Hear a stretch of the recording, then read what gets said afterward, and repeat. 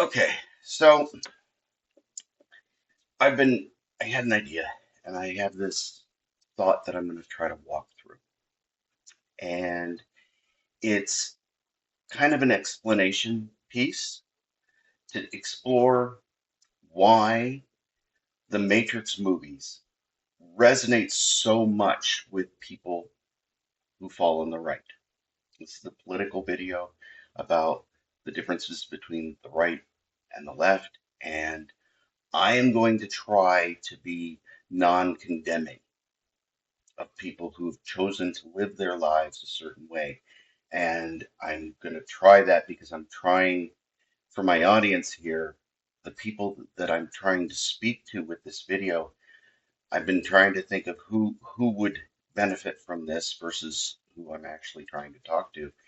And I'm trying to speak to, say, kids who are in high school or even college and just about ready to get out there. I think part of this is important for people who think that they are woke, want to call themselves woke, um, and to just bring a little bit of actual real enlightenment to them. The people who think they're enlightened with all this education, um, and to explain some things to people that they may not understand and actually go through the actual story of it. Because the Matrix movie by itself is a retelling of Plato's allegory called the cave. Okay, the ancient philosopher Plato came up with the cave, and the allegory of the cave is being retold by this movie, and that in and of itself is the huge power that people see. Do you want to be one of the people, the red pill? Do you want to be one of the people who come out of the cave? Or do you want to be the blue pill, one of the people who says, I just want to stay? Okay. Um, and I think part of this gets missed on some people on the right. So part of this may be part of the audience of the right needs to hear some of this as well. Um, I happen to be somebody who falls to the right. I believe in dealing with reality, and this is another thing that comes up in the conversation. I deal with facts. I deal with reality. I deal with feelings. I deal with this. It's two ways, okay? And part of the Matrix movie was to explore and explain that there is a balance that needs to be held, okay? Um, there's been a hell of a war that's happened, just like in the Matrix movie. And if you can, in Revelations, there was a war coming, and it was almost predictive of what we've been going through right now. Um, and it's not going to end. It's not. It's revolutions. It's going to go on. There's still a Democrat Party. There's still a Republican Party. There's still people who are going to believe more towards the right. There are going to be people who believe more towards the left, regardless of whether they claim to be part of a party. Um, so let's get into it. The the the basic understanding that I want you to know is this, the allegory of the cave by Plato. And a lot of people have this misconstrued because that in and of itself is part of the shadow work that they do. They've been distorting this story. Okay. The actual story, okay, isn't just a single individual trapped in a cave looking at the shadows on the wall, okay, and that they've been trapped there since birth, and the only thing they know in the universe is that. It's actually a group of people, okay? So I got some images of different people who have done the allegory. Let's take a look at this one, okay? This is more about what the allegory was like. What they're talking about is they have people who were born, and since birth, they are trapped on this side of a wall. They are on this side of the wall. And from here, there are people on the other side of a wall with a fire, and they are using little models, and they're casting shadows on the wall to give you this belief of what the world is. This is your universe. This is all you get to see. You get this nice, safe environment. And these people, they are fed. They are given food. They are given water. They have a place to live, and they are trapped. Now, it doesn't have to be this extreme of somebody shackled to a bar. Okay. I want you to think this isn't just this type of thing, because this in and of itself, his theory, this allegory is about slavery by itself. This is slavery. These people are slaves. They're not just there looking at the reality of the shadows. They are given their food. They are given their water. They are given an education. They are given health care, and they are given a job. They get a job and they do the work. And that work and those things, and whether you want what they get from these people, why would all these people be doing these shadow casting? Because they're getting something from them. They're not going to just do this out of the kindness of their hearts. They are putting them in this area, and they want them to have this little sense of calm. They're drawing this beautiful world of horses and unicorns that eat rainbows and poop butterflies, and it's wonderful. And that's the way the world is. Okay? And they're creating that universe for all these people. Okay? And they show them these things, and they're casting this, and they get all of the work, they get all of the taxes as if you were, all of the everything from these people. They're getting all of this stuff. Okay? Let's say the job is chopping wood or whatever to stoke the fire. That's what they're doing. They're in there chopping wood, and they're happy to do it because they see life and they've been given all these things and they get it for free, and they're told there's a path right there. You can leave and you can walk out of the cave. It's the red pill. You can walk out and see reality, but you're not going to get food. You have to figure out that on your own. You're not going to get water. You're not going to get these things. You're not going to get all that stuff. You're not going to have this nice life. You're not going to have the education and the job that we give you. Okay? And all of this illusion of choice. You'll lose it all if you leave. And so the allegory goes on that somebody actually escaped. They got out of there and they left. Okay? And from there, they come to see the whole world. They see the real world. They see that they see sunshine. They've been fed these lies using an artificial light of fire. Okay? The fire creates this, and oh, the sun is blazing, and it's blinding them at first, and there's sensory overload, and they see the world. They see birds and they see everything. And at first it's just, I don't get this. I hate this. Oh, ooh. And there are those that would run back from that reality, okay, and run away from it and go back to the cave. And there are others that stay and say, I'm going to stay. I'm going to take this in. And they learn to love the fact that they have reality. Even as harsh as it is, they have the snow and the hail and cold winters and warm summers and super hot summers. But there's so much else that makes that suffering worth it. There's so much other things that they get to see, the rivers and the lakes and the swimming on the beaches, all the things that you can't do in the cave. And they're willing to suffer those things for that freedom, for that world of all those things. Okay? They're willing to take those risks of not getting food, the risk of maybe being eaten by a lion, the risks of those things, and take the responsibility of mitigating those risks to live that life. That's the red pill. You do this. And then there are some, and maybe this is what I am doing right now. The story goes on that at one point, the person who went out decides, I need to go back. I need to free the other slaves. I realize that these people are in fact slaves being told these lies. They've seen the people behind the wall. They see the fire and see, oh my God, it's a fake light. It's not real sunshine. It's a fake light illuminating their world, and they're being cast these shadows by these people.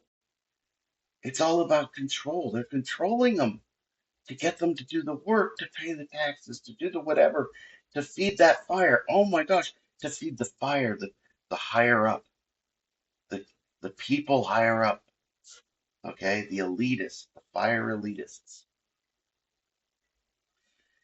And they want to go back and talk to them. And so they do. They come back and they have this guy who comes back and he's standing there and he's trying to talk to them. And now he's in super information overload. He's standing there and he's saying, okay, oh, this is all fake. You see that? There's real birds. There's real birds, and birds do this. And reality works like this, and it works like this.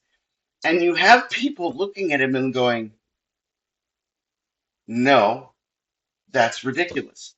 And they fight against him. He's telling them the truth, and they're fighting against it. They're like, you're an idiot. And there's so much to explain. There's so much to tell them. And there's so many parts of it that intermingle and go through, and it's like it's this huge overload, and he's confused and he's floundering all over the place. And he sounds like a complete idiot to them.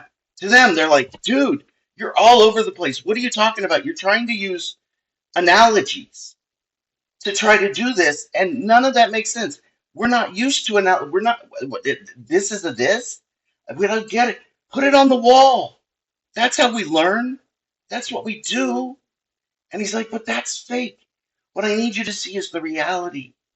I need you to see this. And they're looking at, and they fight against it. They fight against it, and they call him stupid and all the rest of these things. But how does this thing keep going on? Okay. So there's people in there, and they are the slaves, and they want to be there. Like I said, some people escape. They get out, and they see the real world. Okay. And for the Matrix movie, you have these same type of things. Okay. Here we have remember the bald guy. He got out and he was snitching on his own people. He was the betrayer. He was the Judas. He was the one who escaped slavery just to find out, oh, I can't take this. I hate this. He's looking at Smith and he's saying, I know this isn't real. I know this isn't steak. But when I stick it in my mouth, I can taste it and I'm fed. And I don't want to eat the gruel anymore. I don't want to worry about these things. I can't handle reality.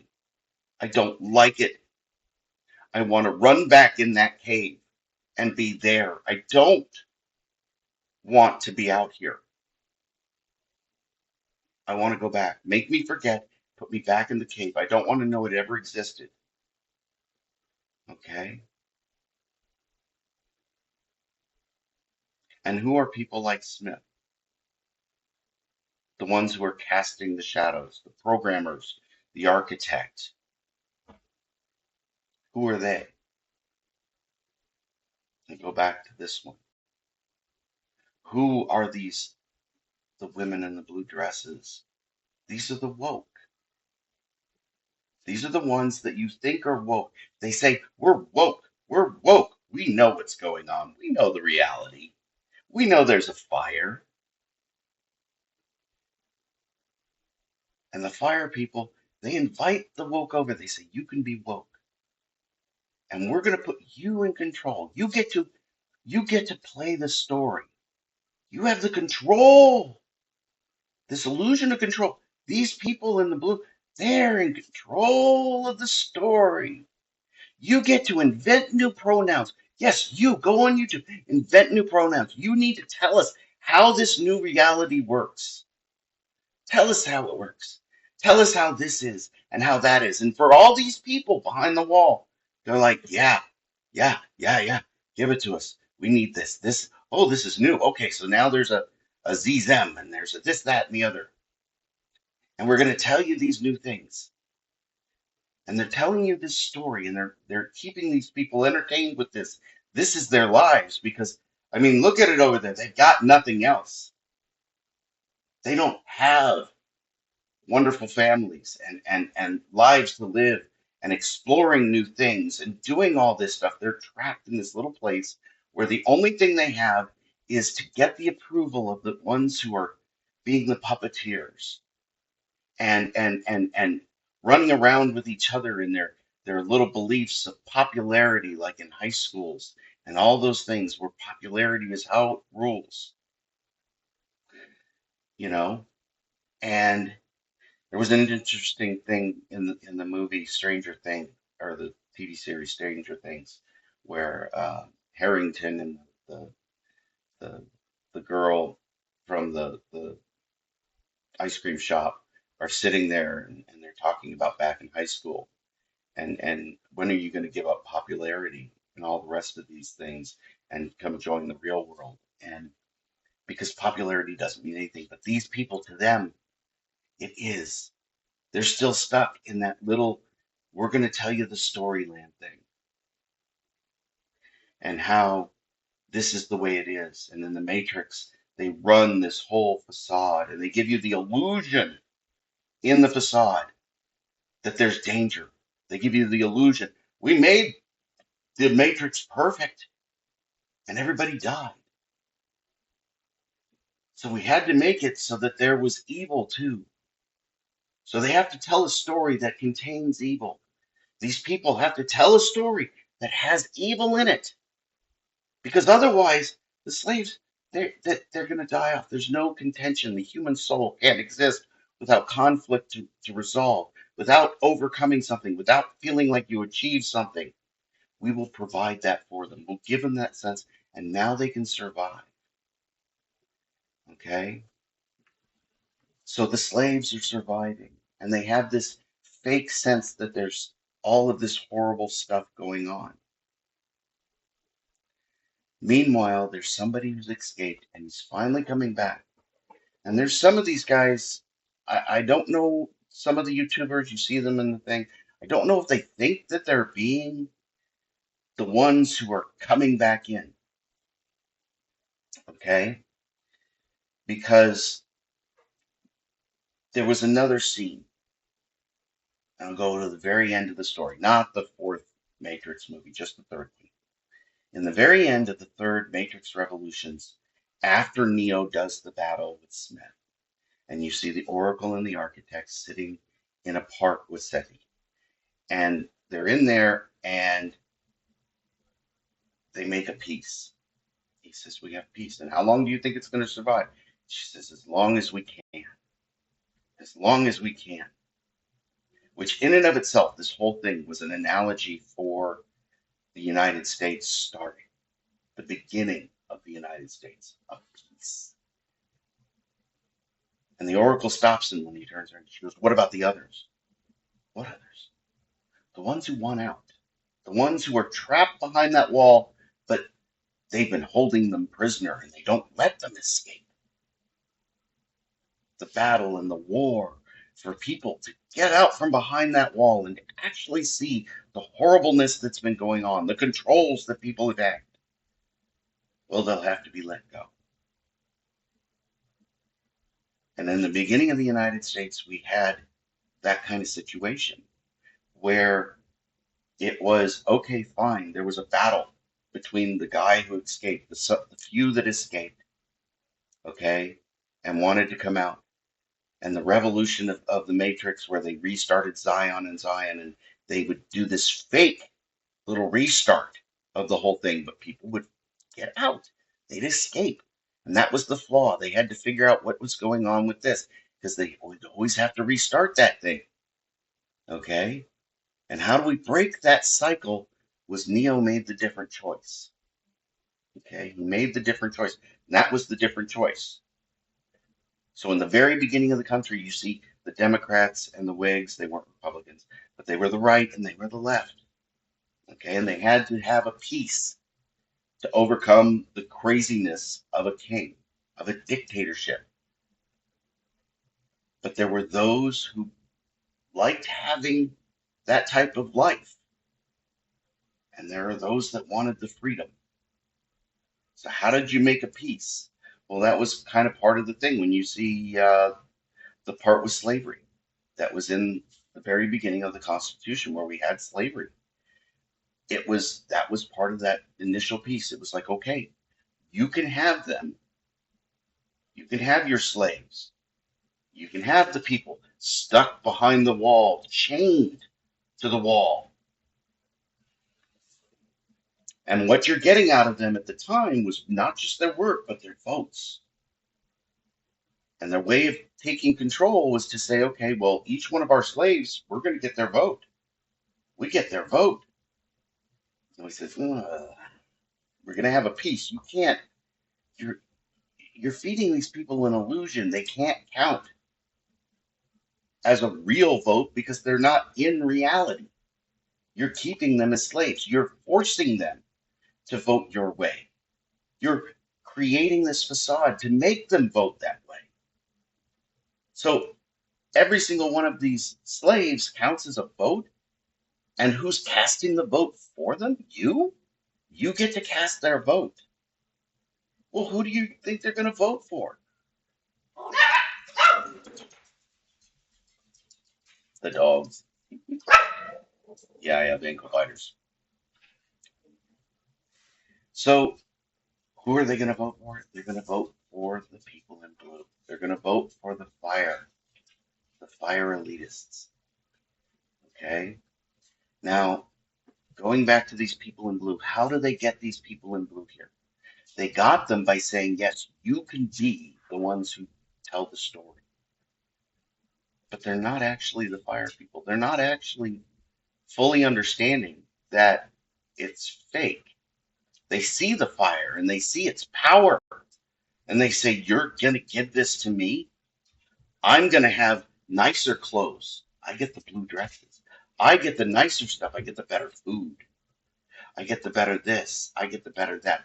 I'm going to get better free stuff. And all I've got to do is convince the others to vote your way. All I got to do is keep you in power. And I get to help draw. I get to be involved in the creation of this wonderful world that goes up on the wall.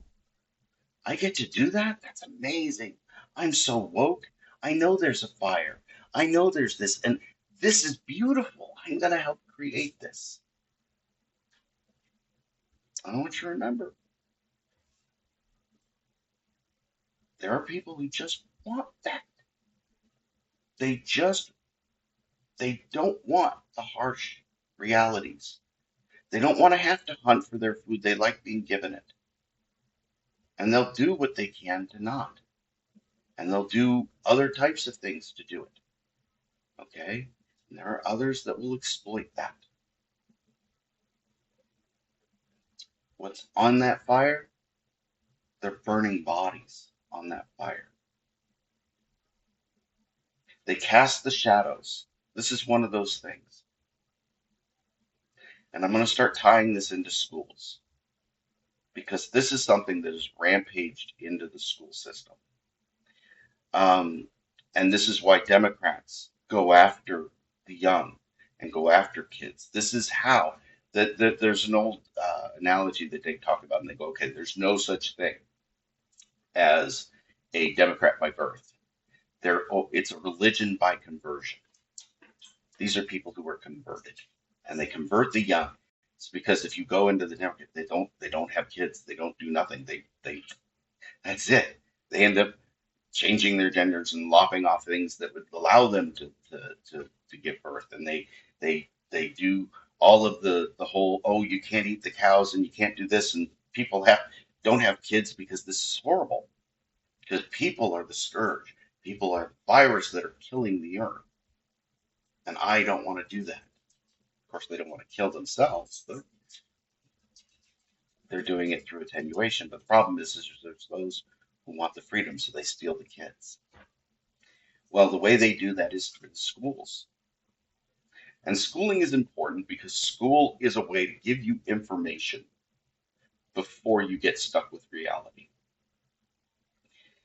And we created schools. Schools are a safe space. There's no guns. You're not allowed to have knives, no drugs. Marijuana is legal, alcohol is legal, but you don't get that there. You don't get guns. Guns are legal. That's constitutional. You don't have those there. In the school, you are taught 1 + 1 = 2.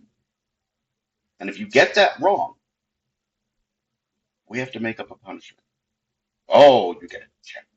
You get a bad grade. You have to rewrite 1 + 1 = 2 100 times. Punishment. We have to invent consequences to your actions. You got it wrong. Consequences for getting it wrong are I have to invent a punishment for you. That's what you're getting. In reality, you get 1 + 1 = 3 and a space shuttle blows up. That's what happens. You get this chemical mixed with this chemical, people die. In the safe place of school, we take out all the risks and we take that. We draw a picture on the wall and we say, this is what it is. And because of that type of atmosphere where we're trying to do this, okay, it it is ripe for corruption. And the corruption is to turn it into Plato's cave, which there it is a constant battle with parental rights and things where they're trying to turn it into the cave. The idea is that they're only supposed to put out information and not make conclusionary pieces of it on that wall.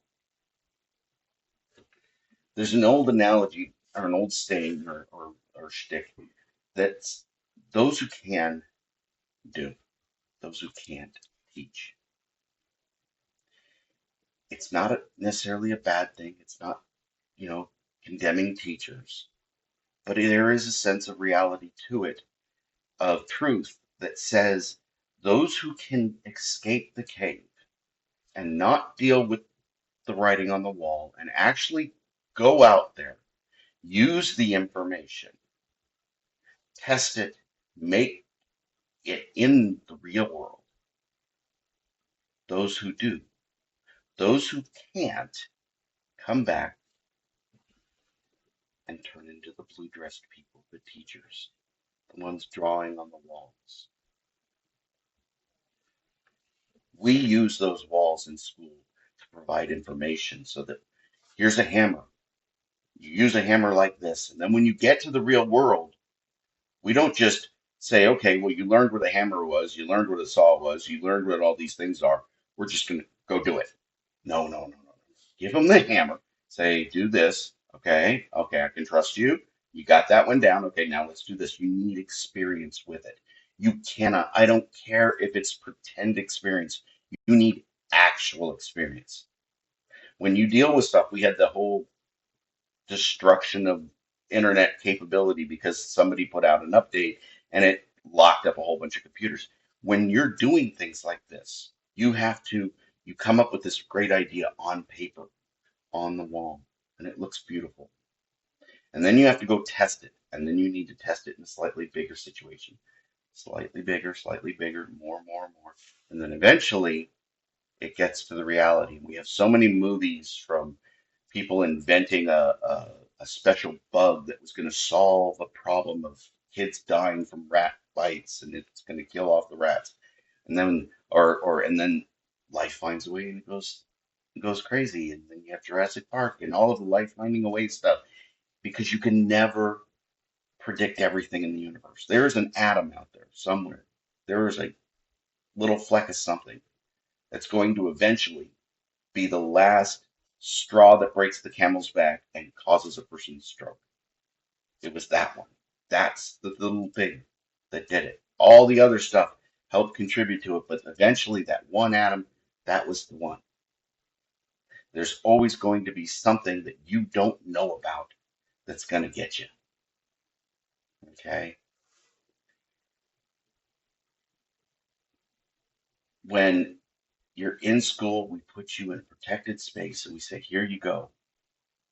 And the only people who care about those make believe punishments and rules and grades and all the rest of those things are the very first employers who know they're hiring somebody straight out of school who go, okay, this person has no experience and I know that, so I'm going to get cheap work, but they're stupid. You are. And when kids are in school, they think they have all this enlightened knowledge, and they go to college and they think they have all this enlightened knowledge, and it is nothing. Nothing. All you've done is see everything on this wall. You haven't actually gotten out there and seen the sun. You haven't been in a world where they don't say, yeah, you're not allowed to have guns here. You're not allowed to have this. The world isn't a world where guns don't exist. The world isn't a world where drugs don't exist, where drug dealers don't exist. There are things that look so beautiful on the wall. In our Constitution, we made it, and the whole thing with the Hatch Act and all the rest of those things was to say, look, you don't give these kids conclusionary things. You don't brainwash them with the story. You don't give them the story and say, this is the way it's going to be. The reason why there's so many people who like the idea of socialism is they draw this thing on the wall and they say, look, socialism is so beautiful. And on that wall, it looks gorgeous. It does. But then when you take that story, when you take that method outside of the cave, and you bring it into reality, it murders millions. And those bodies end up on that fire, burning brighter. And that's why they tell that story. Because in some way, it powers them. It gives them power. It gives them control. It gives them the ability to get more work out of the next people. It does. And they're able to do these things. And we can see this in real life. There's a video out there on the Bay Area model. It's the San Francisco Bay Area model. Go look it up. It's another example of what was a wonderful idea on paper and a guy who could really sell it. He was like, you know, super awesome with convincing people. And he got it out to the people and all of the genius people, the people in the professors, all of it. This is beautiful. This looks awesome. It's going to save all of our ecological issues, all of the environmental issues. It's going to be great for the fish. It's going to be great for water. It's going to be great for everything. And what happens? They put this model together. It was huge. They spent millions of dollars just to do the model. It's a testament to trying to take things from La La Land into reality. And it failed. It demonstrated that the whole thing would destroy everything. It would kill all life. It would kill all the plants. Nobody would be able to use anything. It would just completely devastate everything. It wouldn't work for creating land. It wouldn't create, it was just going to be terrible. It looks so good on paper, but it wasn't. There are those who go into the education system and they look at it and it's so great. They get to help shape these stories. This is the way it should be. This is the way it should do. And I'm going to paint this wonderful picture of socialism on the wall for the kids. I'm going to paint this wonderful picture of how we shouldn't think of genders or we shouldn't think of this. And I'm going to have, and we're so enlightened because now When I go back, I want to be somebody rich, somebody famous, somebody everything. When I go back, I want to be one of the enlightened people in blue. I want to be one of the woke. I want to be one of the better off. I want to be one of the elitists. You don't get to be the actual elitist. You don't get to be Smith. You don't get to be the architect. You get to be one of the woke, one of the blue people who tell the story, who lives better, eats the steak, and gets to live that way. And they run back and they say, I can't do this. I can't do this. I got to go back.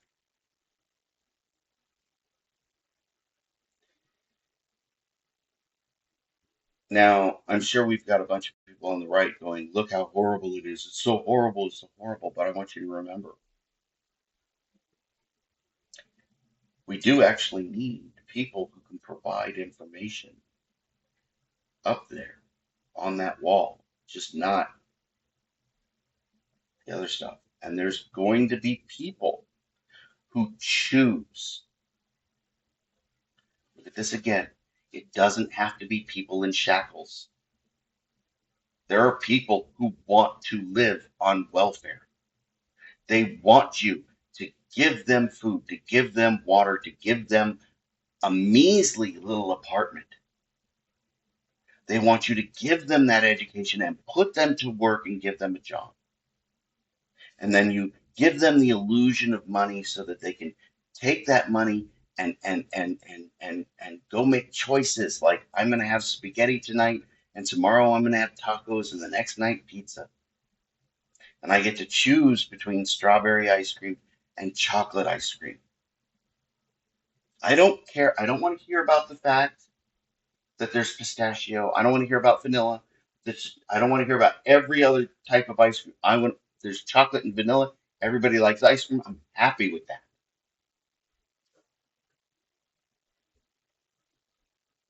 They have the illusion of choice, and they get to live that way, and they like it because it's not as dangerous. It's not as scary. And there's people who live their world, whether they like it or not, whether they know it or not, sitting behind there. Okay. And there are all kinds of environments that recreate this type of cave. You could say in some situations there's housewives who put themselves there, where they get to live there and they draw the cave for the kids. And they have more altruistic type thoughts on raising the kids. And they keep them safe and they do this and then they bring them to the outside world and say, off you go. Okay? And sometimes the kids run back and eat Cheetos and want to live in the basement. You you have to understand there are those two types of people. And the thing is that in a world, I've heard this when they talk about Palestine and Israel, and they go in Israel, you can be Muslim and this, and that's fine. But if you are on the Muslim side, only they can exist. You have to die. That's their religion. It says it. You know,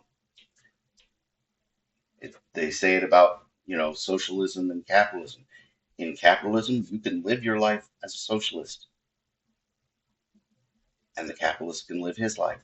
But in a socialist world, you can't live your life as a capitalist. You can only be socialist. You don't get the choices. Those are the type of things that go on there. You you can be that way. You can have that type of atmosphere where you can have this cave not be a cave of trapped slaves, but using it as an educational system, putting pictures on the wall and saying, look, we've got you in a safe environment, but we are going to bring you to the real world, and there it is. Okay? And in the end of the movie, you had the Matrix, and they were standing there, and she was standing there and saying, what about the others? What about the others that want to go out? What about the others who would like to be able to have people who start in safe world and get taught a bunch of information and then we bring them out into the real world? Well, we'll have to let them go. What do you think we are? Human? Well, part of being human is there are those elitists, the fire. Part of the real world is there are people who are that fire who want their bodies. And there are people who want to be the blue, and there are people who want to be the slaves. And there are those who don't. And in reality, you can have both. That's why this country is a republic. But you can't just always have nothing but the chaos of the reality. You kind of need protected spaces to bring kids up. You need protected spaces for other reasons. You need peace. And as the oracle said, how long is this peace going to happen? How long will it last? It will last as long as it can. And that's the American experiment, is having that peace as long as it can. Being a country that is the greatest in the world. We are the greatest in the world.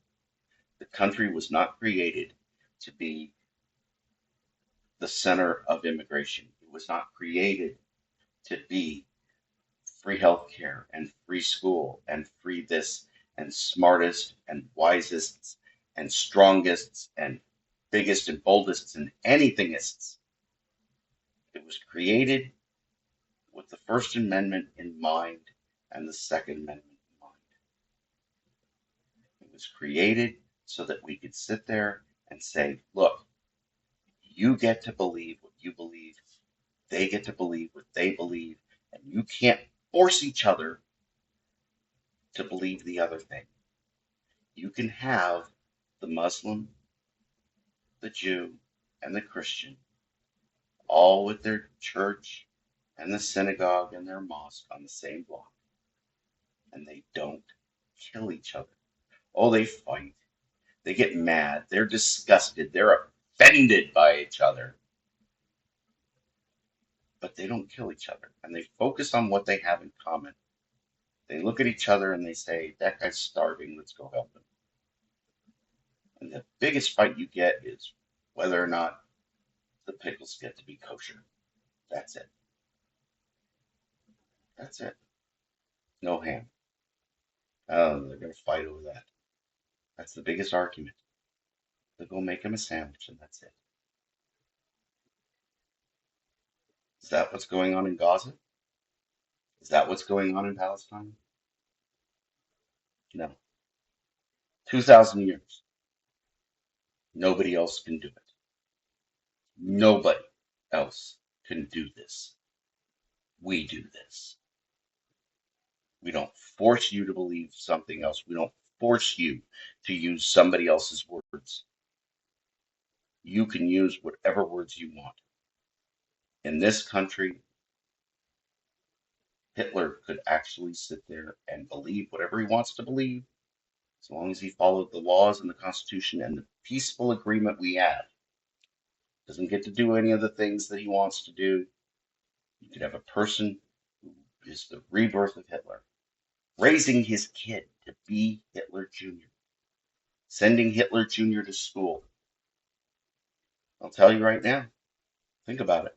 There's people in that cave and people outside the cave. People in the cave are Hitler. The people outside the cave are Hitler. It just depends on where you're standing.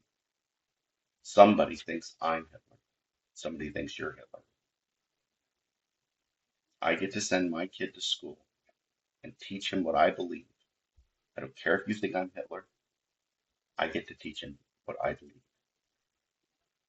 And it doesn't matter if I think you're Hitler. You get to have your kid go to that school. And I can't force them to believe what I think they should believe. You get to choose that. That's the way the school has been done, so that it can't be turned into, you can't turn that school into this. And the problem is that that's what Democrats want to do. So yeah, there's been a fight on this. And right now, there's a lot of people on that side of the wall who are waking up. There's a whole bunch of people that have come through. There's been a war.